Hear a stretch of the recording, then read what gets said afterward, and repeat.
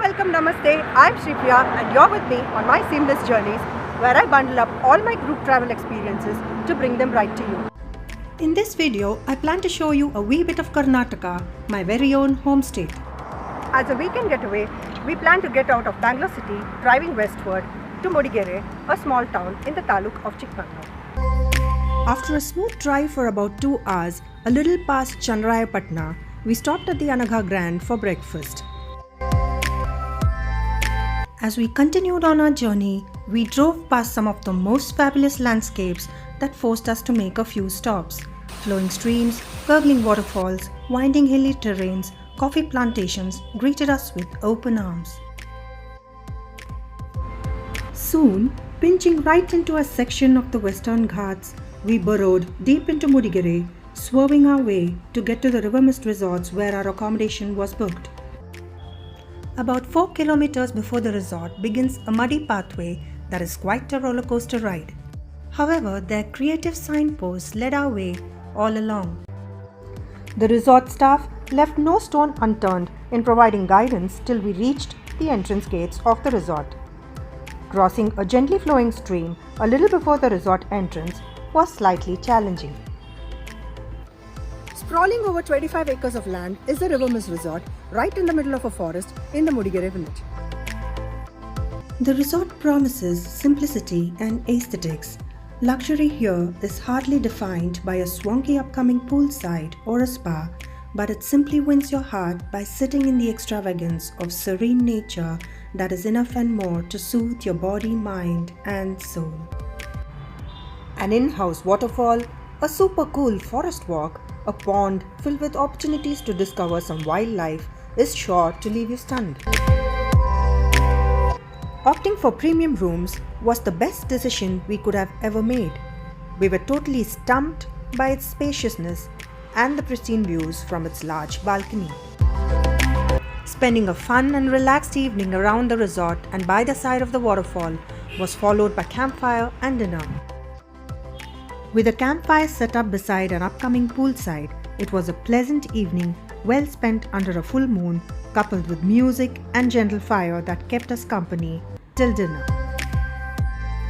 The highlight of the evening was witnessing the metamorphosis stage of a tadpole to a frog. We called it a day after a sumptuous buffet dinner at the restaurant. A new day began in the arms of luscious green, misty hills, chirping birds, especially the peacock cries far away. It's day 2 of our tour and we are here at the RIVERMIST resort. We plan to go on a trek to the Ballalarayana Durga Fortress. We'll be setting out in another 10 minutes. We have a jeep arranged which will take us to the start point of the trek. The Mudigere area is renowned for 2 great treks, the Ballalarayana Durga Fortress trek and the BANDAJE FALLS trek, both of which can be completed at a single stretch. It is possible to do these walks either from the Chikmagalur side or the Dharmasthala side. However, the trek from the Dharmasthala side is more challenging and said to be tedious. We will be pursuing this trek from the Sunkasale village and starting our walk from a point lying at a distance of 10 minutes from the Kalabhairava temple. The bumpy and hilarious jeep ride lasted for about half an hour while we raced past the villages of Sunkasale and Durgadahalli to get to the temple.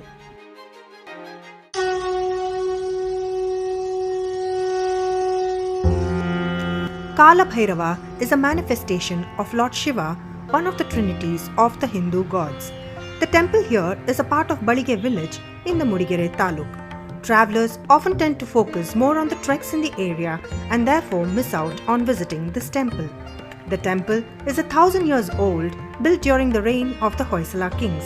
It is said to have been built between 1020 to 1050 AD on a mere 500 square feet of land.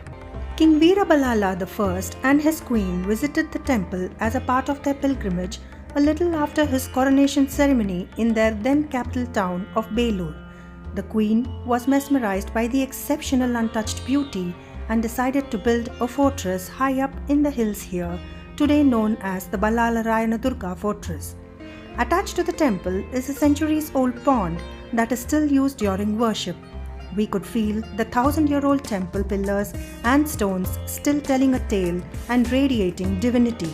We watched as a peacock gracefully descended on a nearby tree before we were driven to the start point of the trek.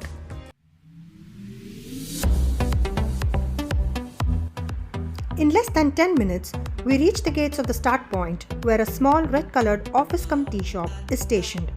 Trekkers would need to purchase entry tickets for a small price here to gain entry into the forest.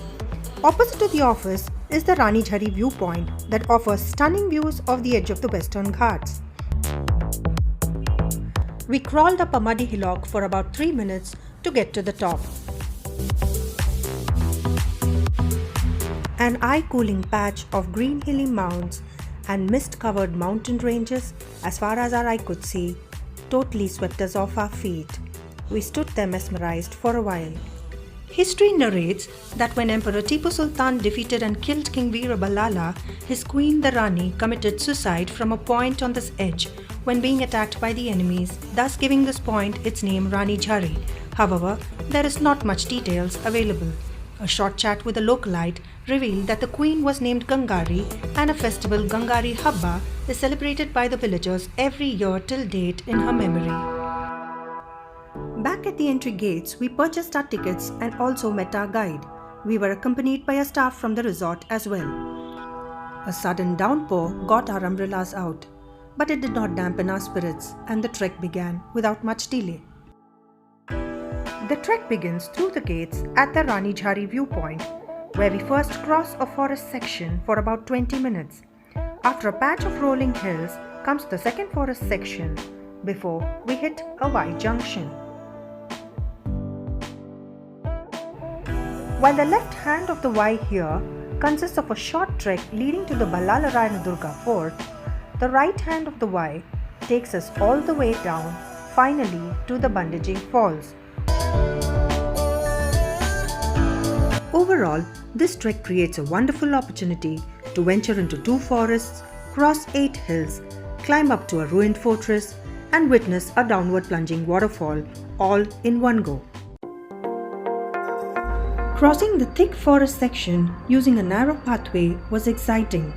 Lost in the magic, drenched in mild raindrops, we moved ahead, fighting away the tiny blood-sucking leeches with Dettol and salt sprinkled liberally on our feet. Occasional sights of misty mountain ranges through the frondescence confirmed the height at which we were walking. The idea of being just a tiny drop in the vast mountainous forest terrain humbled me.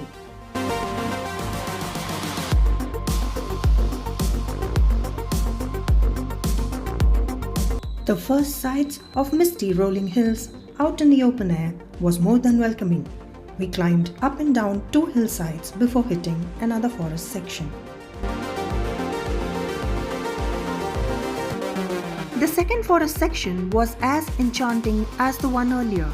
An umbrella provided by the resort served as my trekking pole, a faithful companion throughout the journey. By now, the group had completely dispersed with each one moving at their own pace of comfort. There I was, surrounded by nothing but sounds of nature. I was already so one with it. No deadlines to meet, no competition to win, just living every single moment to the fullest. Shouldn't this how life should be? I wondered. I felt thankful for this unique experience. After successfully completing the second forest section, we walked into a misty piece of land where eyes could see nothing but white beyond a certain point. Continuing on our journey, we soon reached the Y junction, where we stopped for a quick bite and some coffee. The fortress lay at a height here completely covered in mist. The guide therefore advised us to complete the BANDAJE Falls trek and climb the fortress on our return journey. He also brought our attention to a huge footprint that he referred to as Bhimanakalu, meaning the foot of Bhima, the mightiest amongst the Pandavas. The localites believe that Bhima must have set his foot in the forest at some point in time. After filling our tummies a bit, we pursued our trek. Little did we know that the next 2 hours consisted of a climb up and around 6 hillsides and a trek down a mushy and rocky piece of land that led us to the waterfall. It seemed never ending. It was definitely trying for us first-timers. occasionally witnessing the beautiful sights of the rarest flora species and a bit of wildlife that intrigued us, we got to the last leg of the onward trek. It was truly blissful to sit by and watch the river Netravati take her own course and plunge into the deep ravines as the Bandaje Arbi, diving downward in all her glory for about 200 feet. The front views of the waterfall are said to be visible from the Dharmasthala side. It was around 1:15 p.m. as we sat dipping our feet in water, forgetting all the pain and effort we had gone through to get there. We gobbled the leftover eats and began to retrace our steps. The skies had cleared by then, and the views on our return journey seemed more stunning than ever. You and me, we meant to be in the great outdoors, forever free. It was almost 4:30 p.m. by the time we got to the foothill of the fortress. We had no choice but to give the upward trek a skip due to shortage of time. We remained satisfied with capturing a few photographs with the fortress as our backdrop.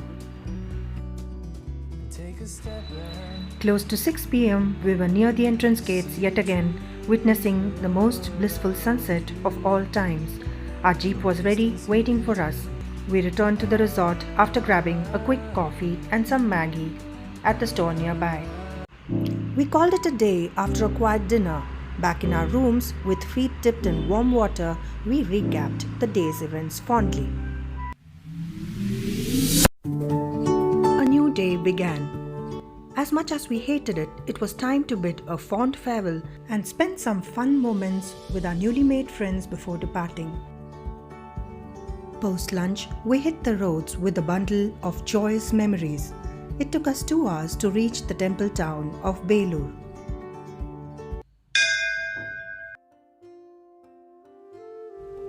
Belur was the early capital of the Hoysala Empire during the 11th century.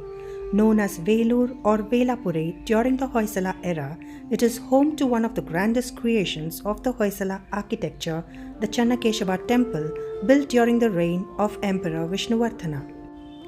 Dedicated to serve Lord Mahavishnu, the Channakeshava temple complex consists of one main shrine and 4 minor shrines stationed within a squarish layout.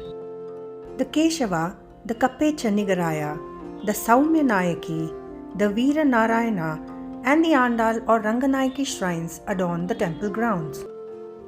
The main entrance, referred to as the Raya Gopuram, towers over the entire quadrangle, providing a befitting sight from most corners. A central golden pillar, the Dwajastambha, stands right between the entrance and the main shrine, initially built to hoist the flag of the Vijayanagara Empire. Installed against the Dwajastambha is a beautifully sculpted Garuda, the vehicle of Lord Vishnu that faces the main Keshava shrine. The other pillar, the Deepastambha, built during the Hoysala period, is better known as the gravity pillar as it stands steady without any foundation, merely on a star-shaped plinth.